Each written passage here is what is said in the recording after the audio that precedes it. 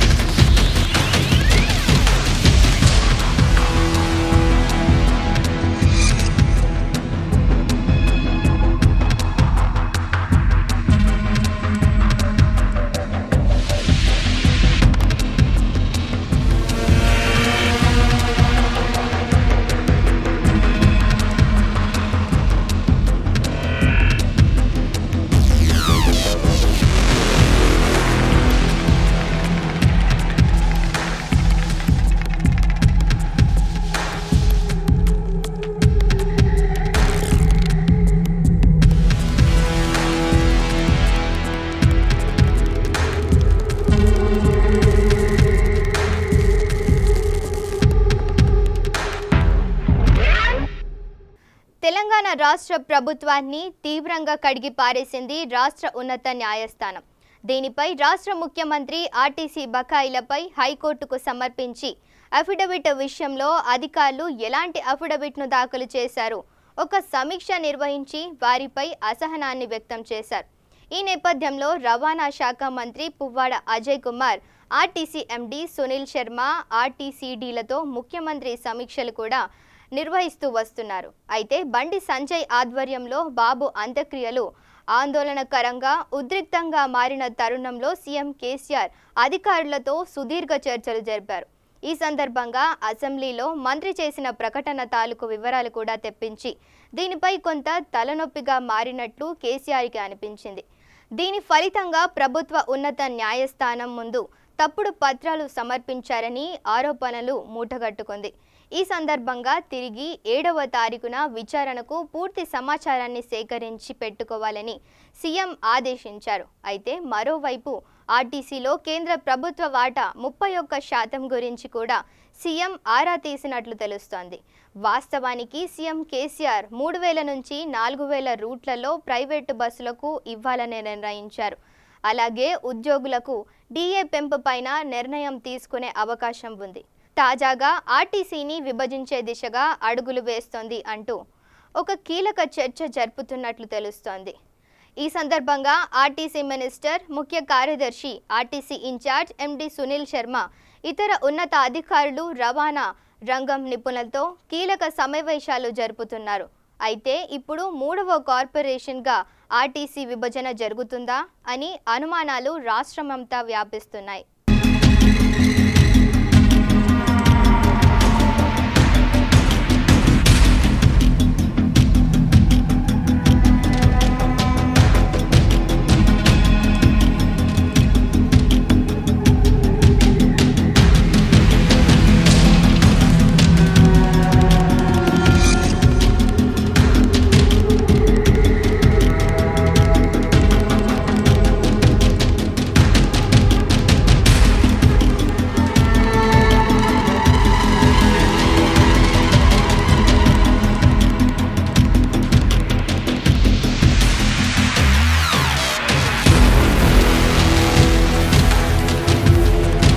గత కొన్ని రోజులుగా ఆర్టీసీ కార్మికులు తీవ్ర నిరసనల మధ్య సమ్మెను కొనసాగిస్తున్న తరుణంలో సీఎం కేసీఆర్ నిమ్మకు నీరెత్తినట్లుగా కూర్చోవడం, రవాణా శాఖ రంగం నిపుణులతో మాట్లాడడం, హైకోర్టు మొట్టికాయలు కొట్టినా ఏమాత్రం స్పందించకపోవడం, ఇలా అనేక విషయాలను బట్టి చూస్తే ఆర్టీసీని విభజించే దిశగా చర్యలు జరుగుతున్నట్లు రాష్ట్ర మంత్రి మండలి సమావేశంలో చర్చించున్నట్లు తెలుస్తుంది. రాజధానికి ఒక కార్పొరేషన్, అదే జిల్లాలకు 2 కార్పొరేషన్గా ఆర్టీసీ నిర్వహించాల్సిన అధికారులు ఒక ప్రతిపాదనను రూపొందించినట్లు తెలుస్తుంది.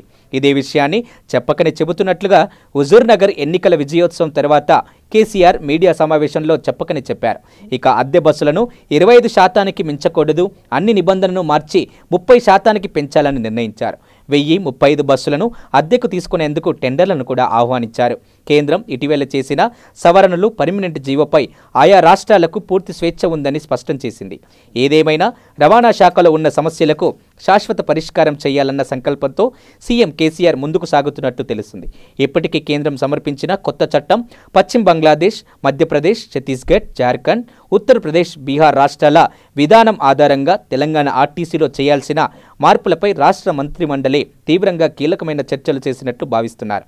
ఇప్పటికే గత కొన్ని రోజులుగా ఆర్టీసీ కార్మికులు తీవ్రమైన ఆందోళనకరమైన ఉద్యమాలు చేస్తున్న తరుణంలో సీఎం కేసీఆర్ ఆర్టీసీని 3 కార్పొరేషన్లుగా విభజిస్తే సమ్మె ప్రభావం ఇంకా తీవ్రతరం కానుంది. అయితే వివిధ కార్పొరేషన్లకు ఆర్టీసీ కార్పొరేషన్కు చాలా తేడా ఉంది. ఇక మేధావులు తమ అభిప్రాయాలను వ్యక్తం చేస్తున్న తరుణంలో ఆర్టీసీ నష్టాల్లో పేరుకుపోవడం, ఇతర కార్పొరేషన్లకు ఆర్టీసీకి మధ్య ఉన్న భేదాలను పూర్తిగా వివరిస్తూ వస్తున్నారు. ప్రతిరోజు ఆదాయాన్ని సమకూర్చే ఆర్టీసీని ప్రైవేట్ పరం చేస్తే సంస్థ మనుగడకే ప్రమాదం వాటిల్లుతుందని ఇప్పటికే అనేక మంది రాజకీయ నేతలు, ఆర్టీసీ జేఏసీ నేతలు స్పష్టం చేశారు. నగరంలో ఒక డర్టీ మార్కెట్ కార్యకలాపాలు జోరుగా సాగుతున్నాయి. ఫార్మా కంపెనీలు బాగోతం బట్టబయలవుతోంది. ఎలాగైనా సరే తమ మందులు వాడాలి అంటూ డాక్టర్లకు నజరానాలు చూపడం, విందులు, వినోదాలు, టూర్లు, కానుకలు, నగలు, ఇలా విలాసవంతమైన జీవితాన్ని అందిస్తూ వైద్యో నారాయణో అనే మాటకు అర్థం మార్చేస్తున్నారు. ఇంతకీ ఏంటి అడ్డంకి మార్కెటింగ్? నగరంలో మెడికల్ రీప్రజెంటేటివ్ల ఆగడాలు రోజురోజుకి మితిమీరిపోతున్నాయి. ప్రభుత్వ ఆసుపత్రిలోని డాక్టర్ల నజరానాలు ప్రకటిస్తూ ఫార్మా కంపెనీలు తమ అసలు నిజస్వరూపాన్ని బహిర్గతం చేస్తున్నాయి. ప్రభుత్వ ఆసుపత్రిలో నొప్పులతో, రోగాలతో వస్తున్న జనాలకు ఎలాగైనా సరే మా ఫార్మా కంపెనీ మందులే రాయాలి అంటూ డాక్టర్లకు ఆశ చూపుతున్నారు. ఇందులో ప్రభుత్వ, ప్రైవేటు డాక్టర్లు అని ఏమీ లేదు. ముఖ్యంగా ప్రభుత్వ శాఖలో పనిచేస్తున్న డాక్టర్లకు ఎక్కువగా నజరానాలు ప్రకటిస్తున్నట్టు సమాచారం. అనుకున్న టార్గెట్ పూర్తి చేస్తే ఇంకేముంది, నగలు, కానుకలు, టూర్లు, విందులు, వినోదాలు, ఏదంటే అది తమకు ఇష్టారీతిగా సరదాల్ని, సంతోషాలను అందించేందుకు ఫార్మా కంపెనీలు క్యూ కడుతున్నాయి. ఒకవైపు ప్రభుత్వ ఆసుపత్రిలో ప్రజలు రోగాలతో బాధపడుతున్న సమయంలో మెడికల్ రీప్రజెంటేటివ్ డాక్టర్లకు వద్దకు వచ్చి మార్కెటింగ్ కార్యకలాపాలు యథావిధిగా చేయడం అందరినీ ఆశ్చర్యానికి గురి చేస్తుంది. గుంపులో గోవింద అని కర్నూలు మార్కెటింగ్ చేసే మెడికల్ రీప్రజెంటేటివ్ తమ కార్యకలాపాలను కొనసాగిస్తున్నారు. ఇక ఒకవైపు కేంద్ర నిబంధనలు తుంగలో తొక్కి ప్రభుత్వ డాక్టర్లు మాత్రమే యథార్థంగా ఫార్మా కంపెనీలకు అమ్ముడుపోతున్నారు. వాస్తవానికి ప్రభుత్వం డాక్టర్కు ఉద్యోగం చేస్తున్న వారు ప్రైవేట్గా సర్వీస్ను ఏర్పాటు చేయకూడదు. అలాగే ఒక ఫార్మసీకి చెందిన కంపెనీల మందులను రాయకూడదు. ఇలా ఎన్నో నిబంధనలను కాలరాస్తున్నారు డాక్టర్స్. ఇక కార్పొరేట్ వ్యవస్థల కాలం కాసులో వేటలో పడి డాక్టర్ల సైతం గాడి తప్పుతున్నారు. ప్రభుత్వం ఇలాంటి వారిపై కఠిన చర్యలు తీసుకోవాలని ఆసుపత్రిలోని బాధపడుతున్నారు ప్రజలు, వాపోతున్నారు. వాతావరణాన్ని పరిరక్షించాలని ఐక్యరాజ్య సమితి సాక్షిగా ప్రమాణాలు చేస్తున్న ప్రజలు ఏమాత్రం పట్టించుకోవడం లేదు అనడానికి ఇదొక పెద్ద ఉదాహరణ.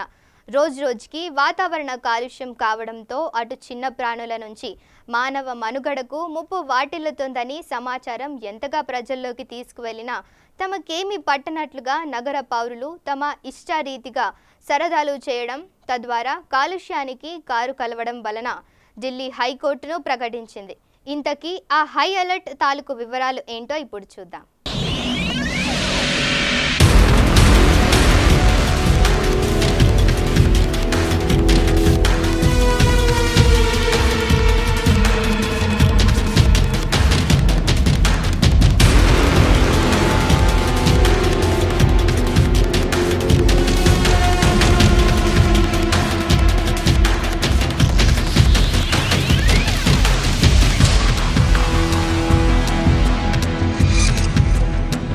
ఢిల్లీ ప్రభుత్వం అర్జెంటుగా హై అలర్ట్ ప్రకటించింది. దీనికి కారణం ప్రకృతి కాలుష్యం. ఢిల్లీ, హర్యానా, ఉత్తరప్రదేశ్ అత్యంత ప్రమాదకరంగా కాలుష్యం కొరల్లో చిక్కుకున్నాయి. గడిచిన దీపావళి పండుగ నుంచి వాహనాల కాలుష్యం, బాణసంచాలతో కాలుష్యం, ఫ్యాక్టరీల నుంచి వెలువడిన వ్యర్థాలను కాల్చివేయడం, ఇలాంటి కారణాలతో ఒక్కసారిగా ఢిల్లీ మొత్తం కాలుష్య కొరల్లో చిక్కుకొనిపోయింది. 582 వరకు గాలి తేమ పడిపోయింది. దీంతో ఢిల్లీ మొత్తం కాలుష్య కొరలో చిక్కుకుపోయిందని ఇప్పటికే ఢిల్లీ ప్రభుత్వం ఆయా స్కూళ్లకు సెలవు ప్రకటించింది. వాస్తవానికి గాలిలో తేమ 0.50 మధ్యలో ఉండాలి. అంతకు మించి ఇప్పుడు ఏకంగా 582 పడిపోయింది. అంటే ఎంత ప్రమాదకర స్థాయికి పడిపోయిందో మనమందరం ఒక్కసారి గమనించాలి. గడిచిన దీపావళి కంటే ఎక్కువ శాతం ఢిల్లీ కాలుష్య కొరలో చిక్కుకుపోయిందని సమాచారం. అలాగే అక్కడి నుంచి వాహనాల్లో వచ్చే పొగ ముఖ్య కారణాలు అని చెప్పవచ్చు. ఇక ఒక రాష్ట్ర ప్రభుత్వం ఎమర్జెన్సీని ప్రకటించింది. అంటే అక్కడి వారి యొక్క జీవన పరిస్థితి ఎంత నరకంగా మారిందో మనమందరం అర్థం చేసుకోవచ్చు. అందుకే కేంద్ర ప్రభుత్వం కాలుష్య నివారణ చర్యలు దిశగా ప్లాస్టిక్ను పూర్తిగా నిషేధిస్తూ నిర్ణయాన్ని తీసుకోవడం, స్వచ్ఛ భారత్ను ఏర్పాటు చేయడం, పర్యావరణ పరిరక్షణకు తగిన చర్యలు తీసుకోవాలన్న ప్రకటనలు చేయడం మనమందరం గమనిస్తూనే ఉన్నాం. ఇక ప్రకృతి కాలుష్యాన్ని నివారించడం ఏ ఒక్కరి బాధ్యత కాదు, ఇది మనందరి బాధ్యత. ఈరోజు ఢిల్లీ, రేపు మనదే కావచ్చు. పర్యావరణాన్ని పరిరక్షించుకోవడం మన కనీస నైతిక విలువని తెలుసుకోవాలి.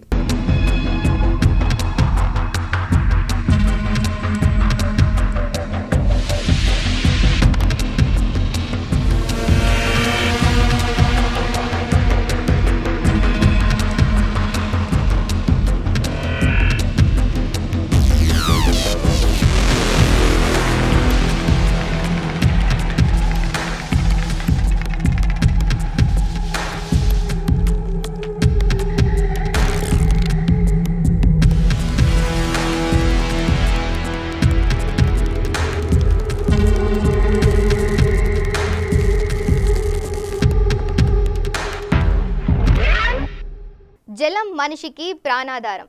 మరి అదే జలం మనిషి ప్రాణాలు తీస్తుంటే అమ్మో అని తలుచుకుంటే నీ గుండెల్లో దడ పుడుతోంది. అవును, అమ్మ మాట ఇది నిజం. మీరు విన్నది, నేను చెప్పింది ఒకటే. రోజు రోజుకు ప్రకృతిలోని సహజ సంపదలన్నీ కలుషితమవుతున్న ఈ తరుణంలో తాజాగా ఇప్పుడు నాగార్జున సాగర్లోని జలాశయాలన్నీ యురేనియం మాయమైపోయి విషపూరితంగా మారుతున్నాయి. ఆ వివరాలేంటో ఇప్పుడు చూద్దాం. నిజమే, గత కొద్ది రోజులుగా వస్తున్న వార్తలు ఇప్పుడు ప్రజలను ఆందోళనకరంగా మార్చేస్తున్నాయి. వాస్తవానికి నాగార్జున సాగర్లోని జలాశయం నుండి ప్రజలకు సాగునీటి అవసరాలను తీరుస్తున్నాయి. వాస్తవానికి నాగార్జున సాగర్లోని నీటి విలువ 312 టీఎంసీల వరకు ఉంటుంది. అయితే నాగార్జున సాగర్లోని నల్లమల్ల అడవులు పెద్దగట్టు దగ్గర యురేనియం ఎక్కువగా ఉండటం వల్ల ఇవి కృష్ణా జిల్లాలో నెమ్మదిగా కలుస్తున్నాయి. దీంతో ఇప్పుడు సాగునీరు కలుషితమై యురేనియం అవశేషాలు నీటిలో కలిపిస్తున్నాయి. యురేనియం అంటే అణుబాంబుతో సమానం. అలాంటి అణుబాంబు కృష్ణా జిల్లాలో కలుస్తుంది. యురేనియం నెమ్మదిగా నాగార్జున సాగర్లో జలాల్లో కలవడం వలన నీటిలో చేపలు విషపూరితంగా మారుతున్నాయి. అలాగే సాగుకు వినియోగిస్తున్న ఆ నీరు మనిషిని నెమ్మదిగా మరణ స్థాయికి తీసుకెళ్తుంది. అది ముమ్మాటికి నిజం. గతంలోనే కేంద్రం రాష్ట్రంలో యురేనియం తవ్వకాలు ప్రారంభించింది. అయితే రాష్ట్ర అనుమతి లేకుండా యురేనియం తవ్వకాలు జరగకూడదని తెలియడంతో ఇప్పుడు ఆ యురేనియం తవ్వకాలు పని ఆపివేసింది. అయితే గత కొంతకాలంగా నాగార్జున సాగర్లోని యురేనియం నెమ్మదిగా నీటిలో కలిసి ఉండడం, ఇప్పుడు ఆ నీటిలో నివసిస్తున్న చేపలతో యురేనియం అవశేషాలు కనిపిస్తుండడం ఇప్పుడు అందరినీ భయానికి గురి చేస్తుంది. మరి అలాంటి చేపలు తిన్న మనుషులకు మరణమే.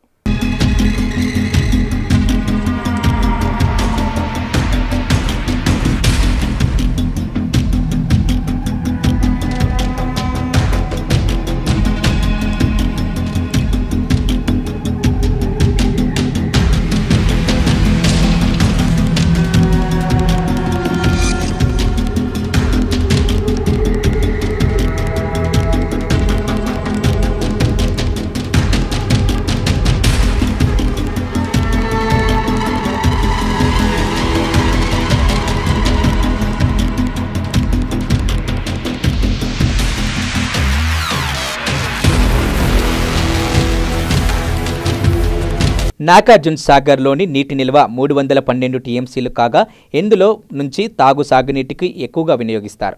లిఫ్ట్ ఇరిగేషన్ ద్వారా ఎగువకు అక్కంపల్లి రిజర్వాయర్ నుండి తాగునీరు అందిస్తారు. అయితే యురేనియంతో కలుషితమైన నీటిని తాగడం ద్వారా మనిషిలోని అవయవాలు ఒక్కొక్కటి నశిస్తూ ఉంటాయి. దీంతో ఆ నీటిని తాగిన ప్రజలందరూ అంతుపట్టని రోగాలతో ఆసుపత్రి పాలు కావడంతో జరుగుతుంది. అలాగే యురేనియంతో కలుషితమైన నీటితో సాగు చేయడం వలన పండించిన పంటలను యురేనియం అవశేషాలు కనిపిస్తున్నాయి. అలాగే ఆ నీటితో పండించిన పండ్లలోనూ యురేనియం అవశేషాలు కనిపిస్తుండడం ఇప్పుడు అందరినీ ఒకంత భయాందోళనకు గురి చేస్తున్నాయి. ఇక నాగార్జున సాగర్ పర్యాటక ప్రాంతంగా పెరుగుతున్న తరుణంలో అక్కడికి వచ్చే టూరిస్టులను అందరూ అక్కడ దొరికిన చేపలతో కడుపు నింపుకోవడం అలవాటుగా మారుతుంది. ఇప్పుడు ఈ వార్త దావానాళంలా మారడంతో చేపలను తినడం మానివేస్తున్నారు జనాలు. అలాగే చేపలు పట్టుకొని జీవనాధారం కొనసాగిస్తున్న మత్స్యకారులకు ఇప్పుడు జీవనం కొనసాగించడం కష్టంగా మారుతుంది. దీనిపై రాష్ట్ర ప్రభుత్వం వెంటనే చర్యలు తీసుకోవాలని అక్కడి ప్రజలు కోరుతున్నారు.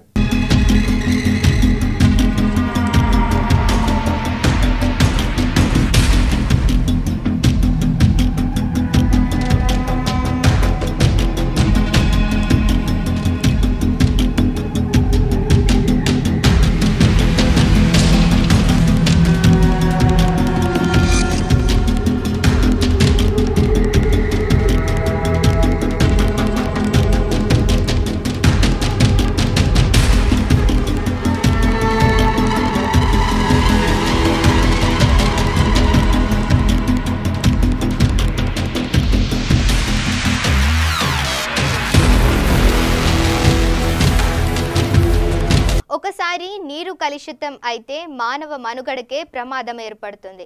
అలాగే సృష్టిలోని గాలి, నీరు, ధ్వని కాలుష్యం ఏర్పడడం ద్వారా మనిషి మనుగడకు ముప్పు వాటిల్లుతుంది. ఇక పట్టణ నగర జీవితంలో ఇది ఎక్కువగా కనిపిస్తుంది. ఒకవైపు వాహన కాలుష్యం, ధ్వని కాలుష్యం ఏర్పడుతుంది.